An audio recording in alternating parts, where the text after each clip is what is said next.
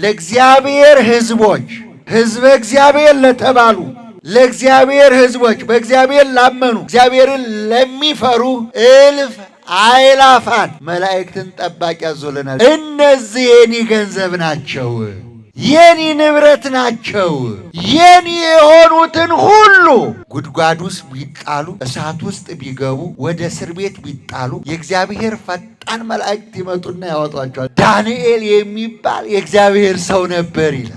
እግዚአብሔር የሚወደው እግዚአብሔርን የሚወድ እግዚአብሔር ስትወዱት ይወዳችኋል። ታዲያ ዳንኤል 30 ቀን እግዚአብሔርን ስም ጠርተህ እንዳትጸልይ ተባለ።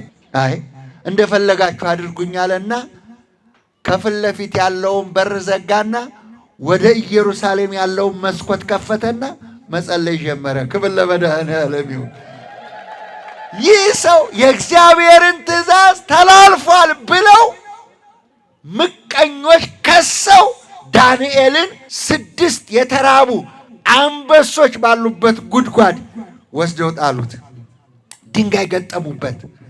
6 አንበሳ ተርቦ አፉን ከፍቶ ይጠብቀዋል። እነሆም ጎሬው ውስጥ ዳንኤልን ሲጥሉት ቅዱስ ሚካኤል አብሮ ገባ። እነዚህ አንበሶች የዳንኤልን እግር እየላሱ ሰገዱለት። ዳንኤል እንዳይራብ ዕንባቆም የሚባል ነቢይ ለአጫጆች ንፍሮ ምሳ ይዞ ሲሄድ አንጠልጥሎ ወስዶ ከነ ምግቡ ዳንኤል ጥቅብ ብሎ እንዲበላ እዛ አንበሶች ጉድጓድ ውስጥ እንዲበላ አደረገው።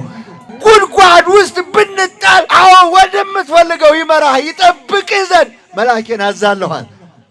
ዳንኤልን አወጣው። በሦስተኛው ቀን መጣ ንጉሡ ወደ አንበሳው ጉድጓድ እንዲጣል። ዳንኤል ሆይ አለው። ይወደው ነበር። አዎ ዳንኤል ሆይ እግዚአብሔር ከአንበሶች አፍ አድኖሃል አለው። ንጉሥ ሆይ 1000 ዓመት ንገስ፣ እግዚአብሔር መልአኩ ሚካኤልን ልኮ አዳነኝ አለ። ክብር ለመድኃኔዓለም። አዳነኝ፣ እግዚአብሔር መልአኩን ልኮ አዳነኝ፣ ከአንበሶች አፍ አወጣኝ አለ። እግዚአብሔር ገንዘቡን ይጠብቃል። ማመን ብቻ ነው የሚጠበቀው።